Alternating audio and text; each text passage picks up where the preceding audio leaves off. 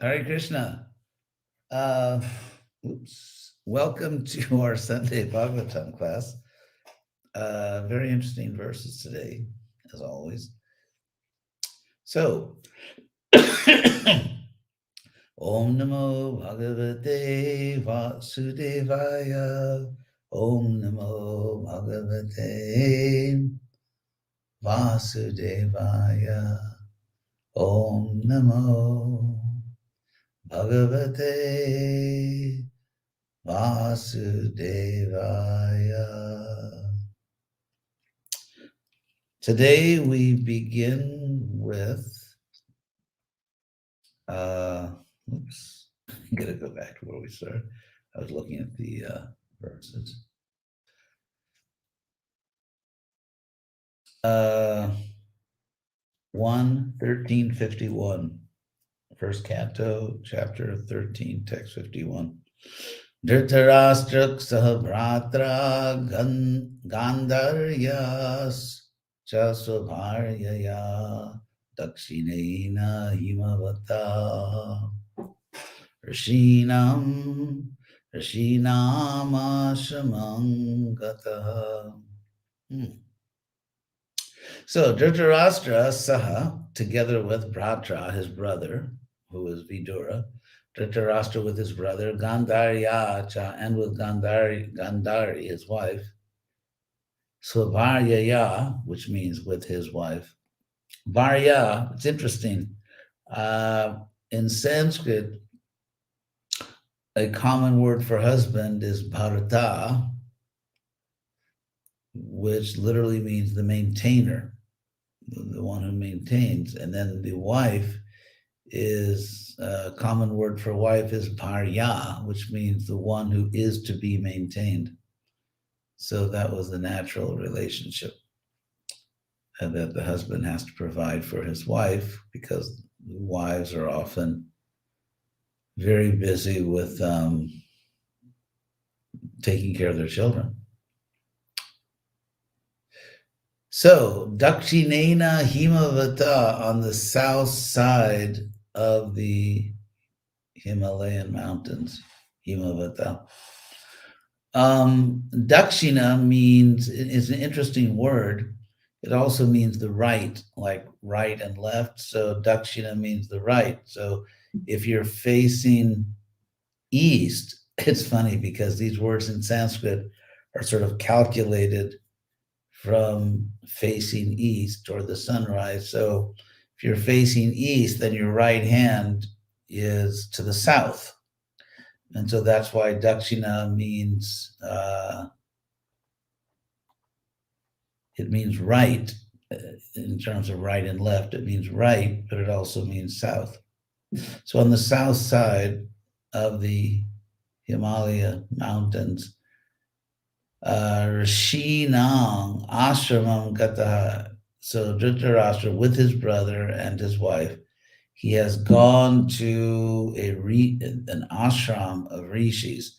This is also an important point, that when we hear about kings at the end of their life going off into the forest, vanaprastha, and so on, they didn't just go into the wilderness, because if you're not trained to live in the wilderness, you're probably not going to survive.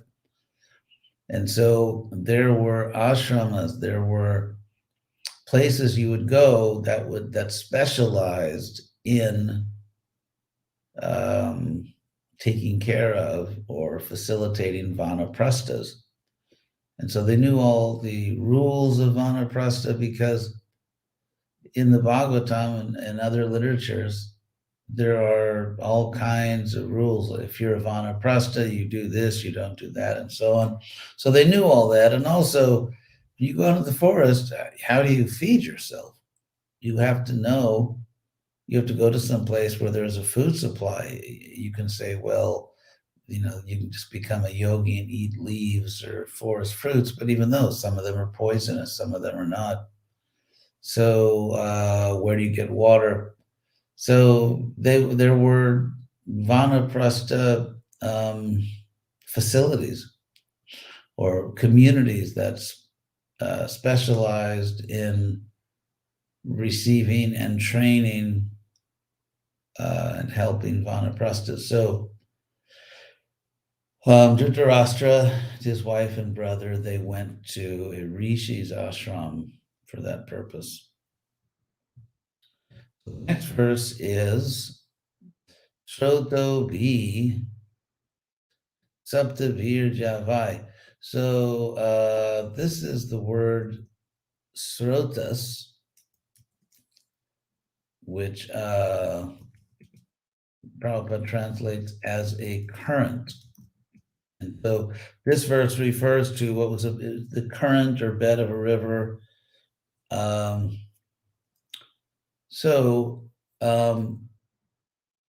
Here it said, Javai Swardhuni Saptadha Vyadat. Swardhuni, the heavenly river, is a reference to the Ganga, the Ganges. And so there's a place, and apparently back then it was a very famous place where the Ganges sort of became saptadha, sevenfold by seven currents. So in other words, there was a place up in the mountains, up in the Himalaya region, where the Ganges, sort of by the natural topography, divided into seven streams, and then of course came together again. And so that was a well-known place, which was called, it said here that it was called Saptasrotak, seven currents. So that was a place you could say, I'm going to seven currents. And the Ganges divided herself for the pleasure of seven great sages. So each one had their own little Ganga. And so many people call that place Saptasrotak, seven currents. So the three, Dhritarashtra, Vidura, and Gandhari, went to a well-known place of sages. So Snatwanu Savanang, this is text 53, Snatwanu Savanang Tasmin Udva Chagnim Yathavidi Abhaksha Upashanta Atma Saaste Vigataishanaha.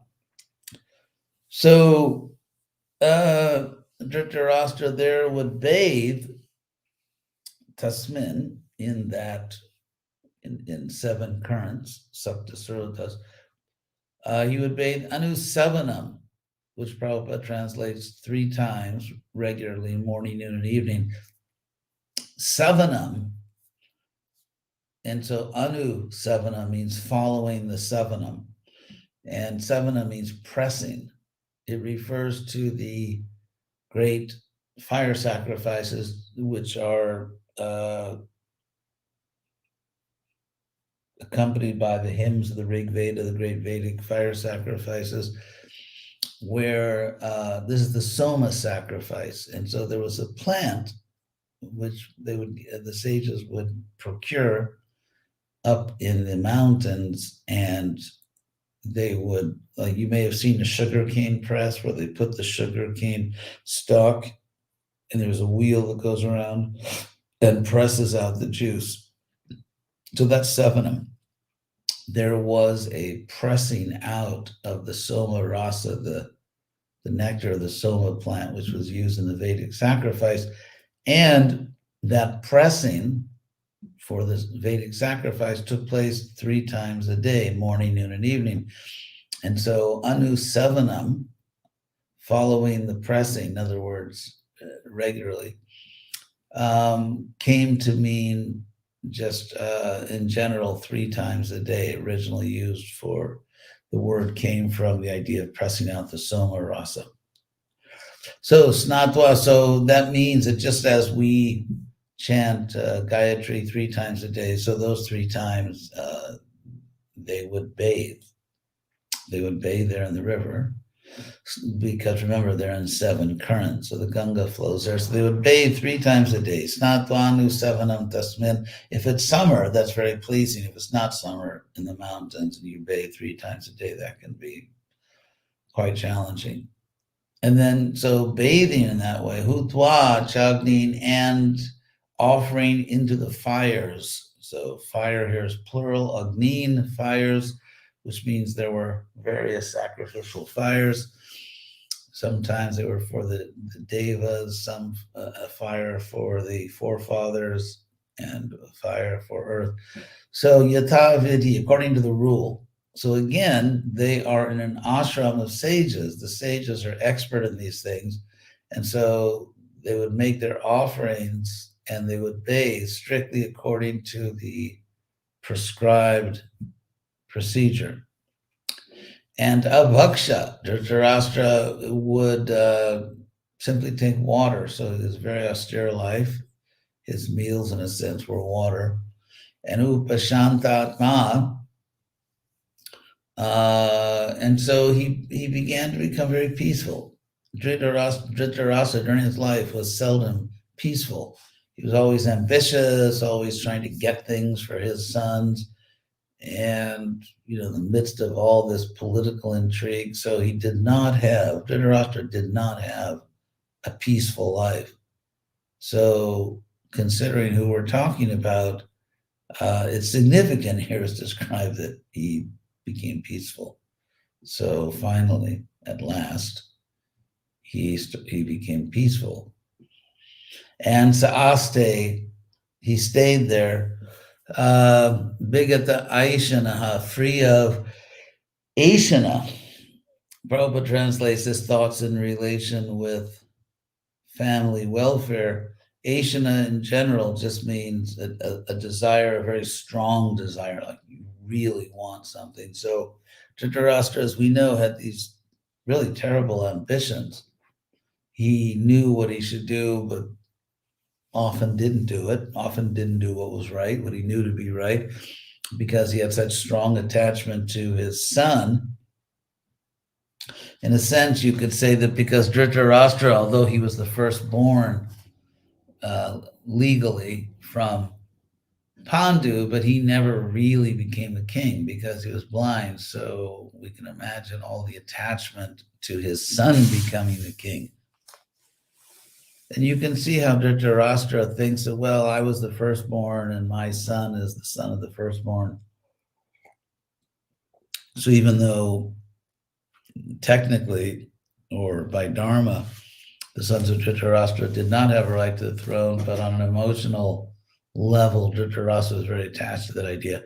But now he's actually becoming free from all these desires that sort of haunted and almost ruined his life. Becoming free of that. Then text 54, Jitasano Jita Shasa. So Jita means conquered. It's the same word as Jaya, which means victory. So Jita means conquered. So Jitasano, and actually we would translate it today as saying to master, like he mastered the asanas. So it's very good. We don't hear about Dhritarashtra practicing asanas or yoga before, but he mastered them. Jitasano, Jitashasa, he conquered or mastered his breathing. So he's a serious student. He's taking this very seriously, his vanaprastha life. And pratyahrita shadindriyaha. Shadindriya means the six senses. That means including the mind. Manak shastani indriyani. Krishna explains in Bhagavad Gita that when we speak of six senses, it means the five senses plus the mind. And pratyahrita is obviously cognate, basically the same word as pratyahara, which is the fifth stage of Ashtanga Yoga. Ahara means sort of taking in, and prati means counter. So instead of taking in, you're kind of pushing out. And so Dhritarashtra pushed back against all these sense impressions. In other words, he was not concerned anymore with what his senses were reporting to him, telling him about the external world. So pratyahrita shadindriyaha hari bhavanaya dhasta rajak sattva tamo mala. This is very interesting. So by meditation in Hari, Dhritarashtra, of course, during his life, didn't exactly act as a great devotee because he often ignored Krishna's advice. So let's look at the word bhavanaya. It comes from the word bhavana, which in the relevant sense here means forming in the mind, conception, apprehension, imagination, and specifically the term bhavanaya, which is the instrumental case here of the word, means in thought, imagination. So even, I mean, a lot of things he didn't do when he was actually on, in Hastinapur, now he's doing. He's learning the asanas, he's practicing yoga, and he's even meditating on Hari Krishna. So now at the end of his life, he's doing things he should have done when he was younger, but better late than never. So Hari Bhavanaya Dhwasta Raja Sattva Tamo Malaha. And so that way he became free of the contamination of the three modes of nature: passion, goodness, and ignorance. So then, text 55, began Atmani Sangyoja Kshetragye Pravilapyatam Brahmanyatmanamadhare Gatam Param Vivambare. So this is sort of technical meditation jargon or description. So Sangyoja, merging into literally his knowing self. So Vijnana, as Prabhupada said, translated often, realized knowledge. So Vigyan Atmani, in the realized self, in the wise self, in the knowing self, he merged because, I mean, we only have one soul, but still, because of false ego, because of entanglement in this world, like sometimes we say things like, I am hungry, or I am this, or I am that, or I am male or female. And so we, even though it's not our ultimate eternal self, we, in our practical life in the world, act as other things than pure souls all the time. And so Sangyoja means sort of merging into, absorbing oneself completely into the real knowing self, the wisdom self. And then that self, Kshetra Gye Pravilapyatam, and then Dhritarashtra merged that into the Kshetragya, chapter 13 in the Gita, the field knower, which means, again, the pure soul who is, because one can have wisdom, but one's realization may not be perfect, that I'm not the body, although one has a certain wisdom. One may have a partial realization. But here, the Kshetragya, into the field knower, into the self who really knows the difference between body and soul. So having first gone into the wisdom self, then Dhritarashtra merged that into the field knower, and that field knower, the self, the soul, was then dedicated to or devoted to or placed in the absolute truth. And so he placed himself in the absolute Adhara. And Adhara actually means a container. So in the absolute container, which is very interesting, or in the Brahman container, which literally, I mean, the idea here is that everything is within Krishna, everything is within the spirit, the absolute.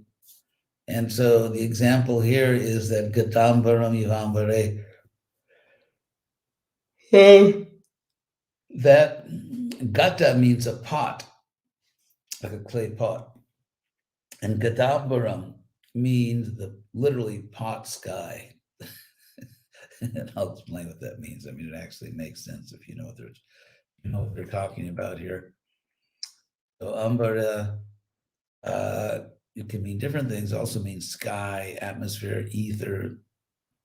And so the idea here, which is often used in analogies or metaphors, is that there is the greater space or the greater sky, but in the pot, there's also sky or space or air in the pot.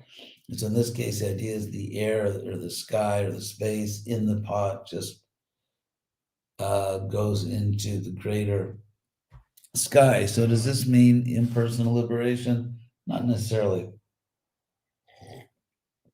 It can just mean realizing and embracing one's qualitative oneness with spirit, with the absolute.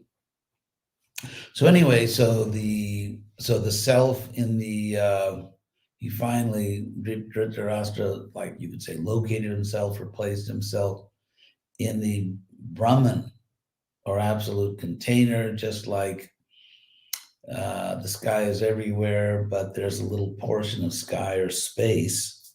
And to get this analogy, you have to understand that in Sanskrit, the same word can mean sky or space in the pot.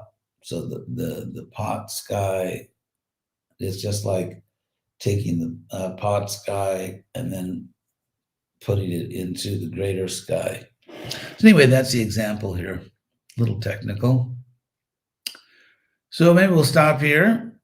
Short little Bhagavatam class. So let's see, because then starting next time, text 56, and we should definitely finish the chapter next time. We will have just about 4 or 5 verses left.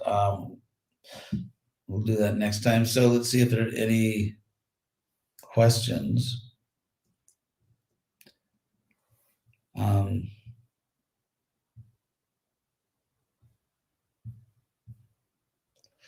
Okay, here's my weekly pastime of looking for questions.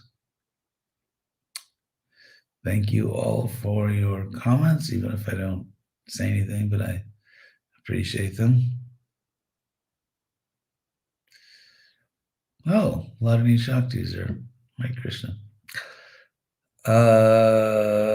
Let's see. So far, no questions.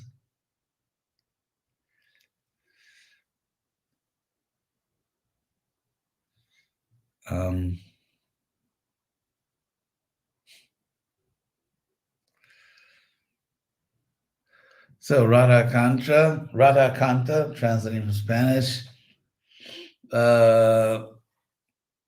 Where should we focus intelligence? The moments in which we find ourselves facing a so-called or supposed conceptual ambivalence presented by Krishna. We should focus our intelligence on getting good advice so we can understand what Krishna is saying.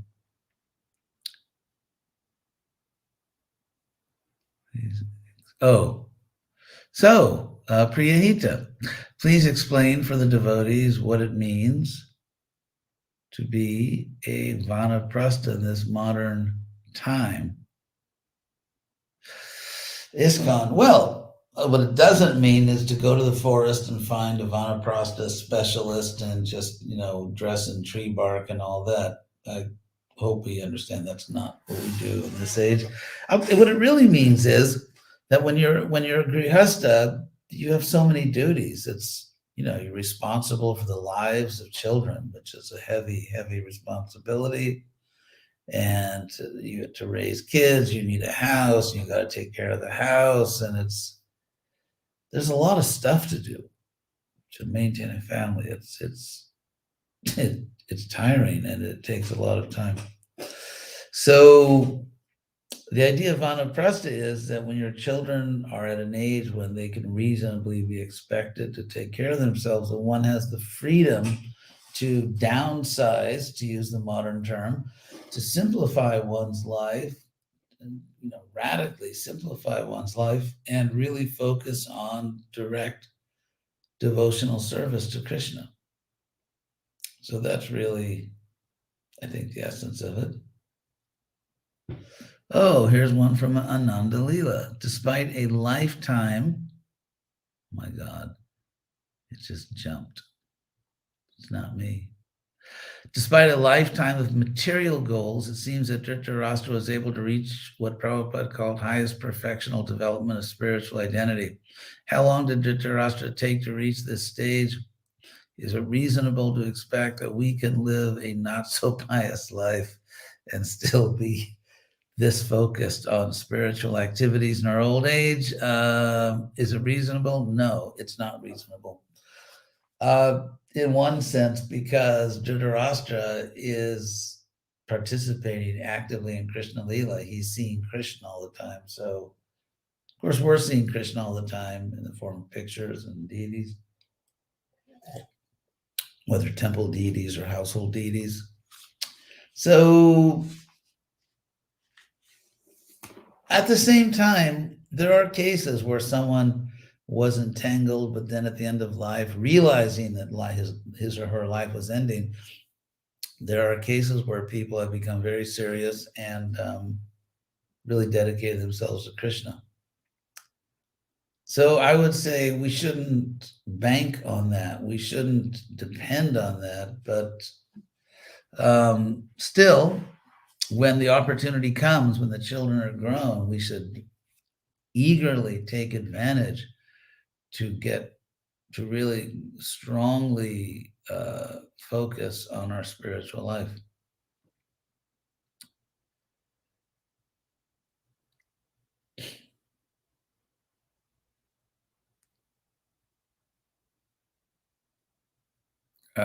So I see many Vedantists translate most of the Bhagavatam and use all terms referring to Krishna, God, as self, whereas comparing it to Prabhupada's versions, it says Supreme Personality of God. Why do you think they do that? Well, in a sense, they're giving a more literal translation.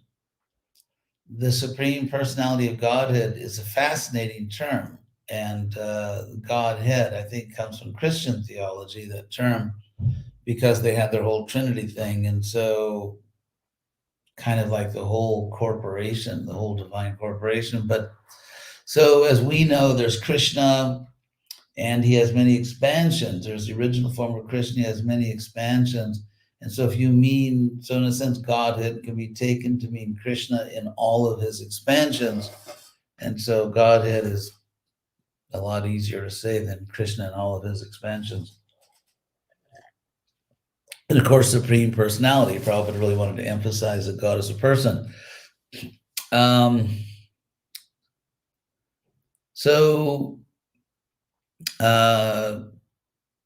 often you'll find people that want to translate in you could say, in an external sense, in a grammatical sense, more literally, whereas Prabhupada explains what the words ultimately mean. So, from Pragita again, is it recommended to devotees around 60 to 65 to be Vanaprastha? Yes, unless you had children very late in life. So it's if by the age of 60 or 65, or even earlier, depending on if you have children, when you had your children, I would just say as soon as possible. According to your practical situation, one should focus on spiritual life. So, Jagat Palana, Krishna says the soul is nalipyate. How can Dhritarashtra do it? I'm not sure exactly what that question means. Jagat Palana, maybe you could. Yeah, it's not clear to me what you mean. So, Claudia Monteagudo, Dhritarashtra didn't have any consequences after all the harm he caused. That's a very good question, actually. It's a very interesting question. Dhritarashtra was sort of a passive villain in the sense that he allowed all kinds of bad things to happen, things that he could have and should have stopped. So as far as consequences, yes, absolutely. I mean, imagine losing 100 sons. I mean, all of his sons were killed. That's pretty tough love. So he lost all of his sons. I mean, to lose one son is so devastating. And to lose 100 sons, we can't imagine how much on the external platform of suffering that was. Of course, we understand that Dhritarashtra is taking part in Krishna Lila, therefore it's a type of theater. But still, in human terms, to lose 100 sons is, and we know how Dhritarashtra was so attached to them, especially Duryodhana. And then he he had nowhere to go, at least after the war. He thought he had nowhere to go, and so he was living in the same place. He was living there with Bhima, who killed all of his sons. Bhima killed all of his sons, and then Dhritarashtra just stayed there and had to live at the cost of the person who killed all of his sons. So that was, I mean, I can just say I would not want to go through all that. My God. So I would say he was given a lot of suffering. So Radha Madhava in the Bhagavatam, I can't believe it just did that. It just jumped on me. It's not my fault. In the Bhagavatam, the kings and sages got many blessings in practicing austerities, etc. How much are we compromising our personal spiritual life, our community and social life by neglecting our meditation on chanting the holy name? That's another interesting question. Compromising our personal, yes, if we don't, no, as you put it, if we neglect our meditation on chanting the holy name, then yes, all kinds of problems arise from that.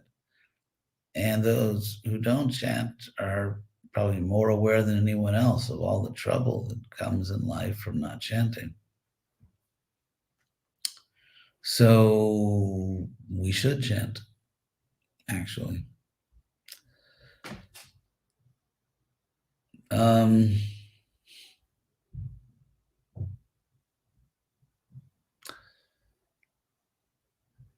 Let's see. What if family is not conducive to ISKCON?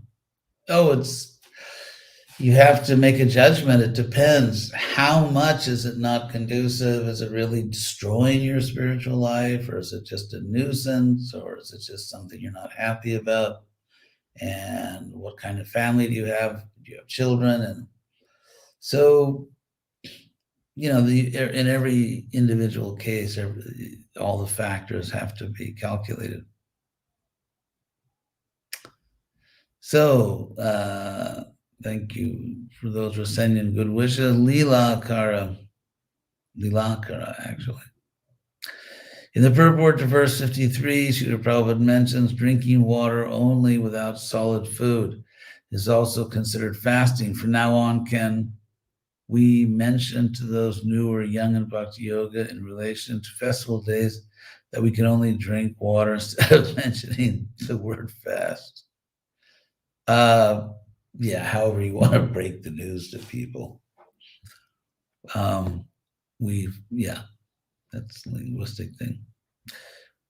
As far as fasting, we just do the best we can. One time I was with Prabhupada in Los Angeles.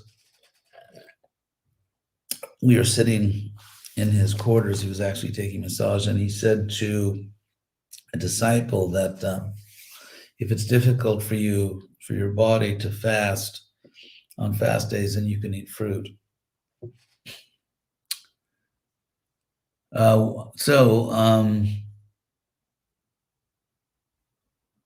What is vanaprastha? It means a couple stays together, but they focus on spiritual life instead of child raising. Jagat Palan in the 13th chapter, Krishna says the soul does not do anything, is not entangled. How could Dhritarashtra merge? That's a very interesting question. I'll tell you where that question is coming from. There's a verb, lip, spelled L-I-P, like the English word, which means to be stained, to be contaminated, defiled, polluted. And so what Krishna says in the verse that was quoted from Bhagavad Gita, 13, well, the chapter that was quoted, that the soul is not acting, because if you understand you're not your body, then you understand that you personally, on two grounds. Number one, we're not the body. Number two, we're just following Krishna's orders. So in that sense, it's not like I go out and do something because I want to do it. And nilipyate is not contaminated. So Dhritarashtra follow these principles. And that's it.